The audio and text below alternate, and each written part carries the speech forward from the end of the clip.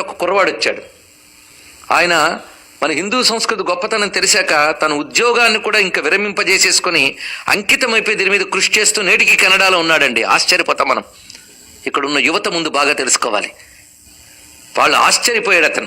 ఆయన కొంత రీసెర్చ్ చేసి కొన్ని పేపర్స్ నాకు తీసుకొచ్చి పవర్ పాయింట్ ప్రజెంటేషన్లో చూపించాడు మొత్తం. ఆశ్చర్యపోయాను నేను. మొన్ననే ఆ బృందం వాళ్ళందరూ ఇప్పుడు రీసెర్చ్ మీద పడ్డారు. ఆ బృందం అంతా, ఆ బృందంలో ఒక ఆయన నాకు వాషింగ్టన్లో కలిసి వాళ్ళు చేసిన రీసెర్చ్ పేపర్స్ చూస్తే ఆశ్చర్యం వేసింది. అతడు ఒక అద్భుతమైన విషయాన్ని చూపించాడు. టోనోస్కోపీ అని ఒక పరికరం ఉందిట. ఈ టోనోస్కోపీ పరికరంతో ఏదైనా ఒక సౌండ్ మన అంటే అదొక ఫారం తీసుకుంటుందిటండి. ఆ ఫారంని మీరు కంప్యూటర్కి అటాచ్ చేస్తే ఆ సౌండ్ ఒక ఫారం తీసుకోవడం చూపిస్తుందిట. దాంతో ఒక ముఖర్జీ అని ఒక ఆయన కెనడాలో ఒక రీసెర్చ్ చేశాడు. అది తన కంప్యూటర్కి అనుసంధానం చేసి సహస్రనామాలు చదివేట. మొత్తం సహస్రనామం చదివాక అది తీసుకున్న ఫార్మ్ వాళ్ళ కంప్యూటర్ అవుట్పుట్లో చూస్తే శ్రీచక్రం వచ్చిందండి. మొత్తం ఆశ్చర్యం వేస్తుంది.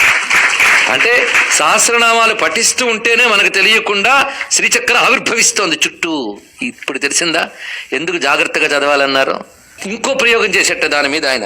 ఎందుకు సైంటిస్ట్ ఆయన ముఖర్జీ. ఆయన ఒక పని చేశాడు.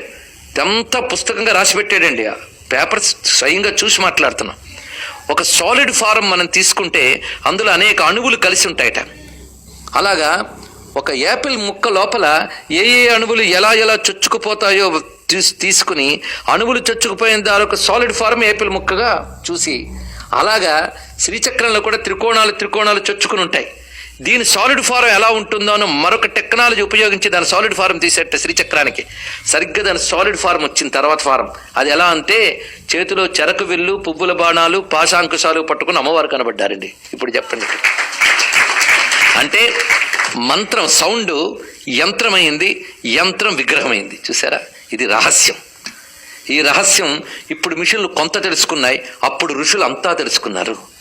ఎందుకంటే భౌతికంగా భగవంతుని రుజువు చేయాలనుకోవడమే ముందు తప్పు. ఎందుకంటే సూక్ష్మమైన శక్తి మనం పట్టలేం.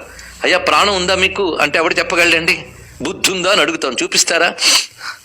బుద్ధినే ప్రాణాన్ని